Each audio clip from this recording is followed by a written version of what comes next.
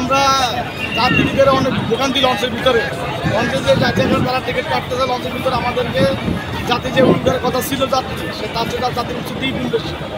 যারা লঞ্চে যারা মালিক আছে লঞ্চে যারা ডিউটি করে যারা এই জিনিসটি দেখা উচিত যে যাত্রী লঞ্চের ওইটা যাত্রী উঠতেছে বেশি, যাত্রী উঠে 20,000 সে যাত্রী উঠে তারা 60,000 70,000 যাত্রীদেরকে একটা হয়রানি তারা করতেছে আমাদের।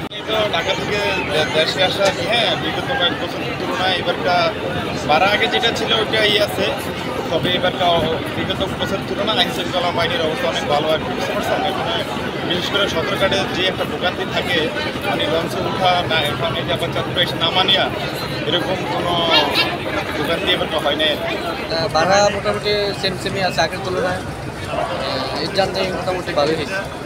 যেহেতু উৎসবটা সবার, ঈদ আমাদের না, যেহেতু সবাই মিলে ভাগযোগ করে নেই এবং ধর্মনিরপেক্ষ বাংলাদেশ আমরা আপনাদের ঈদ উপলক্ষে ছুটি পাইতেছি, আমাদের পরিবারের সাথে একটা সময় কাটাইতেছি, এটা অনেক ভালো। আমরা এটাকে সাপোর্ট করি বা ধর্মরেও আমরা ভালো সাপোর্ট করি, কারণ এটা আমাদের সংখ্যালঘু হিসাবে ওরা আমাদের অনেক সাপোর্ট করে।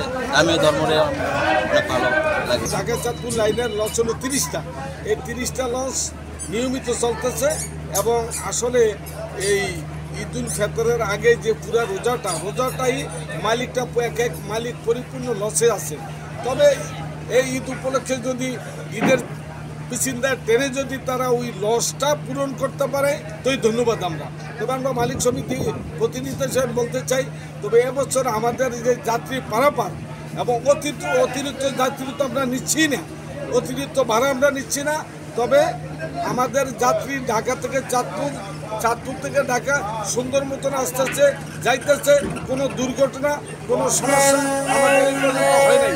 এবং জনস্বার্থে আমরা চাঁদপুর নদী বন্দরের পক্ষ থেকে জেলা প্রশাসন, পুলিশ প্রশাসন, নৌ পুলিশ প্রশাসন, কোস্টগার্ড, ফায়ার এবং যৌথ বাহিনী সকলে সম্মিলিতভাবে একটা ভিজিলেন্স টিম করা হয়েছে এবং ভিজিলেন্স টিমের মাধ্যমে সার্বক্ষণিক 24 ঘন্টা রোস্টার ডিউটির মাধ্যমে ম্যাজিস্ট্রেট মহোদয়গণের উপস্থিতিতে আমরা সার্বক্ষণিক চাঁদপুর নদীবন্দর টার্মিনাল এলাকায় উপস্থিত থেকে সরজমিনে উপস্থিত থেকে কোথাও কোনো অনিয়ম হলে তাৎক্ষণিক আমরা সেখানে ওই অনিয়মটাকে সচল করে যাত্রীদের চলাচল নিরাপদ এবং নির্বিঘ্ন করছি এবং কোনো যাত্রীদের সঙ্গে আমরা আলাপ আলোচনা করেছি, সাক্ষাৎকার নিয়েছি, তাদের কোনো অভিযোগ নেই।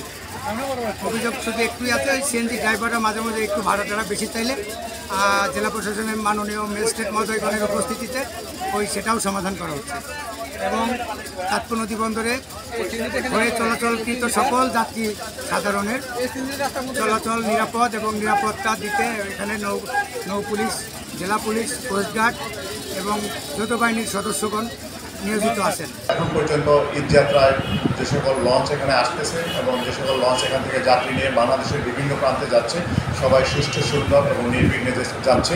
আপনারা শুনে অত্যন্ত আনন্দিত হবেন এবং আমি আপনাদের মাধ্যমে দেশবাসীকে জানাতে চাই যে আমাদের চাঁদপুর লঞ্চ ঘাট একটি অত্যন্ত গুরুত্বপূর্ণ ঘাট, কিন্তু এবছরের ঈদে রমজানের ঈদে এখনও পর্যন্ত সামান্য কোনো ত্রুটি আমাদের চোখে ধরা পড়েনি বা সামান্য কোনো দুর্ঘটনা এখন পর্যন্ত ঘটেনি। অত্যন্ত শান্তিপূর্ণভাবে ঈদ যাত্রায় ঘরমুখী মানুষ যাতে নির্বিঘ্নে যেতে পারে সেই ব্যবস্থায় আমরা আমাদের কার্যক্রম চলমান রেখেছি।